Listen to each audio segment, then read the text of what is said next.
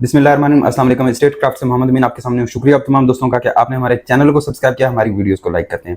आज की वीडियो में हम रियल एस्टेट के झूठ यानी रियल एस्टेट की जो मिथ्स हैं उनको डिस्कस करेंगे। आज की वीडियो उन लोगों के लिए बहुत इंपॉर्टेंट है जो रियल एस्टेट में इन्वेस्टमेंट कर चुके हैं या फ्यूचर में इन्वेस्टमेंट करने का इरादा रखते हैं और वो इन मिथ्स की वजह से या तो डरे हुए हैं या फिर डर जाते हैं।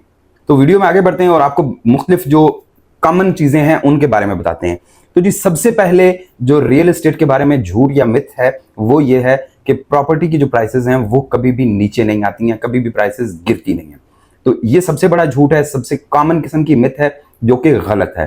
रियल एस्टेट की प्राइसेस भी बाकी मार्केट जो बिजनेसेस हैं उन बिजनेसेस की तरह से अप और डाउन होती रहती हैं, इनमें भी फ्लक्चुएशन और वेरिएशन आती रहती है।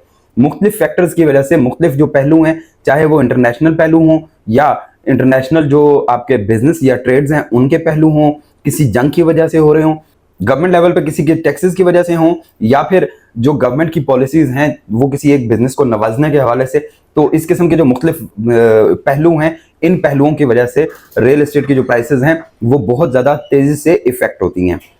फॉर एग्जाम्पल के अगर गवर्नमेंट पेट्रोल पे और डीजल की जो प्राइसेस हैं या गोल्ड की प्राइसेस हैं या स्टॉक मार्केट की जो शेयर्स हैं उन पे कोई रिलीफ देती है तो लोग रियल एस्टेट से पैसा निकाल के उस साइड पे चले जाएंगे, वहां पे जाके इन्वेस्टमेंट कर देंगे और उससे पैसा कमाने की कोशिश करेंगे। तो जब मार्केट में सेलर ज्यादा आ जाएगा तो रेट्स ऑटोमेटिकली नीचे आ जाएंगे क्योंकि डिमांड एकदम से इंक्रीज नहीं होती है। सेकंड मिथ ये है कि only rich people can invest in real estate और प्रॉपर्टी बिजनेसेस। तो ये सबसे बड़ा झूठ है, इससे बड़ा झूठ कोई नहीं है क्योंकि लो प्राइसेस में लो कॉस्ट जो प्लॉट्स हैं वो वाली जो फाइल्स हैं वो नॉर्मली एवरेज लोगों के लिए बनाई जाती हैं, वो लोगों के लिए उन लोगों के लिए बनाई जाती हैं जो रियल एस्टेट में बिल्कुल थोड़े से बजट के साथ बिल्कुल कम प्राइस के साथ एंट्री करना चाहते हैं। अब आगे डिपेंड करता है कि आप उसकी इंस्टॉलमेंट्स पे करते हैं नहीं करते, बेनिफिट आता है, मार्केट ऊपर जाती है, रेट्स बेहतर होते हैं या नहीं होते, ये सारी की सारी चीज़ें फ्यूचर में आपके उस पर डिसीजन पे डिपेंड करता है कि आप टाइम पे क्या डिसीजन ले रहे हैं। जब आपको डिसीजन लेना है सेल करने का तो उस वक्त आप परचेज तो नहीं कर रहे, या जब आपको परचेज करना चाहिए तो उस वक्त आप सेलर्स की लाइन में तो नहीं लगे हुए।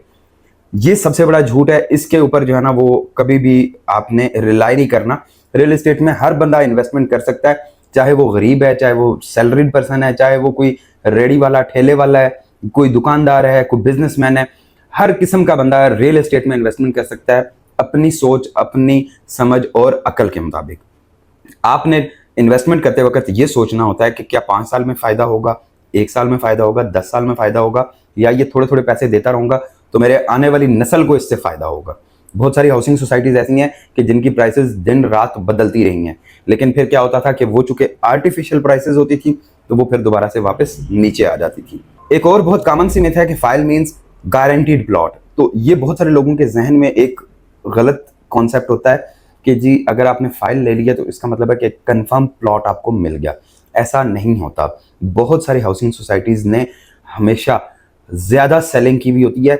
उनके पास अगर 30,000 प्लॉट्स की कैपेसिटी है तो उन्होंने 10 लाख या 20 लाख फाइल्स बेची हुई होती हैं क्योंकि उन्होंने मार्केट में ट्रेड करना होता है। वो एक दफा मार्केट से पैसा उठाते हैं, उसी पैसे से वो प्रॉपर्टी खरीदते हैं, लैंड परचेज करते हैं, डेवलपमेंट करते हैं और उसके बाद वही फाइल्स मुख्तलिफ स्ट्रेटजीज के तहत माइनस के रेट्स पे, नीचे के रेट्स पे वापस ले रही होती हैं। तो उसमें फिर क्या होता है कि आप हमेशा नुकसान उठाते हैं। अगर आपने ये सोच के रखा हुआ है कि जी मैंने फाइल ली है तो इसका मतलब है कि ये डेफिनेटली 100% प्लॉट डिलीवर हो जाएगा, इस किस्म की अगर आपने सोच रख के इन्वेस्टमेंट की है तो ये आपको हमेशा नुकसान देगी, इसमें आपको कभी भी प्रॉफिट नहीं होगा। आपने हमेशा दोनों पहलुओं को जहन में रखना है। सबसे पहले कि जी प्लॉट डिलीवर होगा, नंबर सेकंड कि जी प्लॉट डिलीवर नहीं होगा। अगर प्लॉट डिलीवर हो रहा है तो वो कितने अरसे में होगा, 5 साल में, 2 साल में, 10 साल में।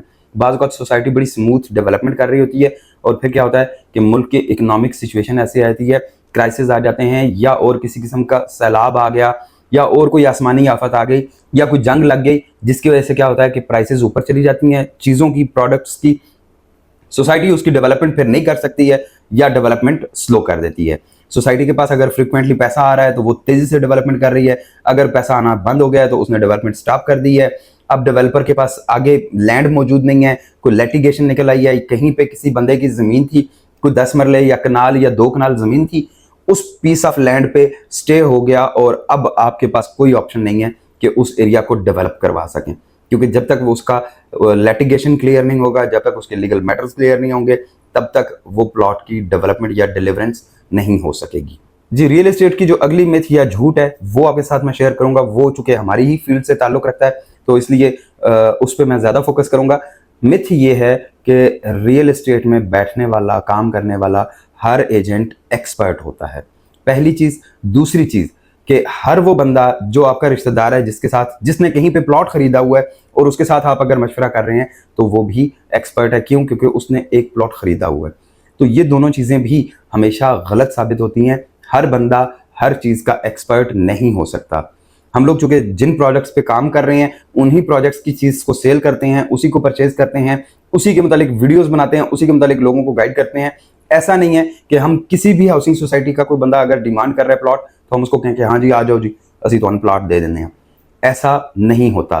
क्यों? क्योंकि जब तक आपकी रिसर्च ना हो, जब तक आपने ऑन ग्राउंड डेवलपमेंट ना देखी हुई हो, डेवलपर का बिहेवियर ना पता हो, मार्केट की सिचुएशन ना पता हो, तो आप अगर किसी को गाइड करेंगे तो वो कभी भी करेक्ट नहीं होगा। उसमें हमेशा आपको प्रॉब्लम्स फेस करने पड़ सकते हैं। इसी तरह से फॉर एग्जांपल कि अगर मैंने किसी एक हाउसिंग सोसाइटी में प्लॉट लिया हुआ है और मैं ये समझूं कि अब मुझे रियल एस्टेट की पूरी नॉलेज हो गई है, क्योंकि मैंने वो प्लॉट खरीदते वक्त बड़ी रिसर्च की थी, बहुत मार्केट छानबीन करके तो फिर खरीदा था, तो उसमें मुझे बचत हुई थी, मुझे प्रॉफिट हुआ था। तो अब अगर मैं किसी को मशवरा दूंगा बीइंग एन एंड यूजर, तो वो मशवरा हमेशा एक्यूरेट होगा। ऐसा भी प्रैक्टिकली पॉसिबल नहीं होता। हमेशा एक्सपीरियंस अलग होगा। हर दफा आपको एक नया चैलेंज सामने दरपेश होगा। हर दफा हालातों वाकयात के मुताबिक वेरिएशंस आ रही होंगी। आपने जो डिसीजन लेना है वो उस वक्त की करंट सिचुएशन को सामने रखते हुए लेना है। तो अगर आप ये समझते हैं कि आप जिससे मशवरा कर रहे हैं वो बड़ा एक्सपर्ट है, तो वो आपकी बेवकूफ़ी है। यहाँ पे हम हर बंदे को प्रेफर करते हैं कि वो जो बंदा पैसा खुद लगा रहा है वो अपनी अकल के मुताबिक मार्केट रिसर्च करे, एनालिसिस करे, अपनी रिक्वायरमेंट को सामने रखे और रिक्वायरमेंट को सामने रखते हुए वो ये डिसीजन करे कि क्या यहाँ पे प्लॉट उसको लेना चाहिए या इस्लामाबाद की किसी और हाउसिंग सोसाइटी में, कोऑपरेटिव है, प्राइवेट है, या कहीं ओपन लैंड का पीस लेके छोड़ना उसके लिए फायदेमंद है।